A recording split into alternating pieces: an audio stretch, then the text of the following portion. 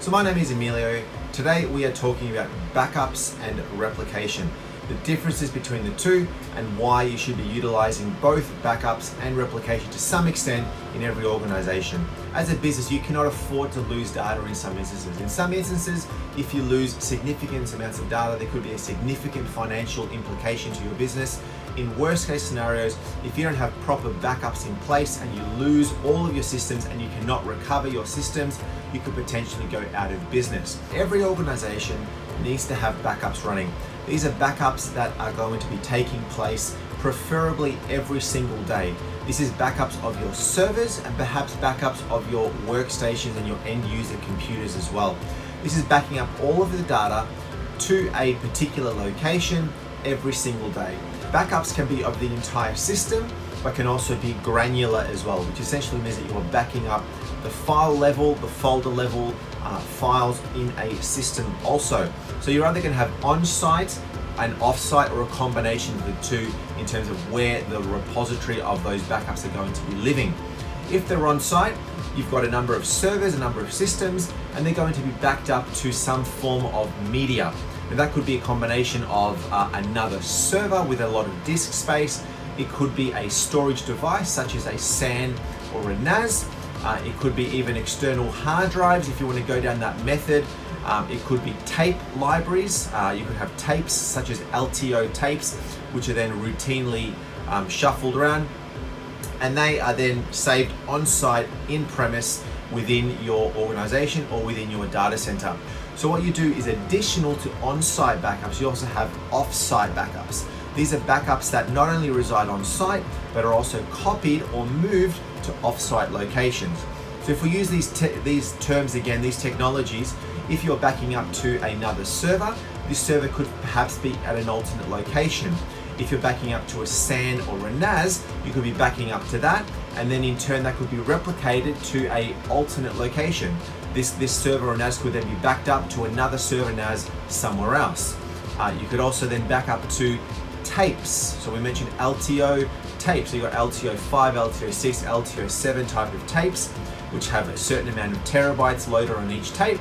You then have the backups copied onto these tapes, and then these tapes go through like a weekly, daily or a weekly cycle where they are sent off-site to a third-party company, and then you have the confidence that this data is off-site. The same deal, a lot of smaller businesses will have an external hard drive. They plug into their server, data gets backed up to that, and then it's somebody's responsibility to take that hard drive off-site to make sure that the data is safe off-site if something on-premise happens. The other option is to, of course, save it onto the cloud. There are a lot of cloud-based backup solutions out there. We can have all of your backups running off to the cloud, and they are essentially then a off-site, they're saved in an off-site location if they are on the cloud. You need to consider what your retention requirements are. How long are you going to keep data? So this is really going to be determined by the type of data that you have got. So, certain images or certain videos may not be required to be retained for 7 years, but financial data that deals with human resources or admin, things that are, have an audit requirement or a legal requirement for you as a business to retain, may require a higher retention period of 1, 7, 10 years, or even infinite, depending on the requirement. So really the important thing is, yes, not only to have backups and replication in place, but also have a plan in place so that you know how long you should be retaining this data for legal requirements, for auditing requirements. Financial data needs to be retained for certain amounts of time, for tax purposes. So really determine your retention periods depending on the data that you've got and how long you need to be keeping this data. The other technology is replication. So what replication is you're actually replicating the data from one location to another, generally on top of your backups. So you'd have your backups running every single day as normal, but then you'd have systems in place that can do full replication of servers or storage to alternate locations or even into the same location, so that in the event of a system going down, you don't have to manually go and build the systems again and then restore the data one by one from those backups to their systems to get them back to the original state. So an example of replication is I could have a server built here and I could have all of the contents of that server being replicated to an alternate server that has some storage. So if this server goes down, this server can just be spun up and then you're good to go. Of course, this does not replace backups, because if you lose both, then you're in trouble.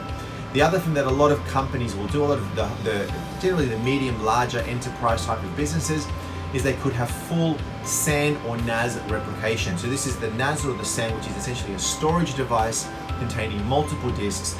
You've got the backups running onto this device, and then you've got systems in place that do a full copy of the SAN and NAS data to an alternate location. So a good example would be a SAN, for example, has what's called LUNs, so they're groups of disks configured into pools and configured into LUNs, which are logical unit numbers. They're just bunches of disks with data.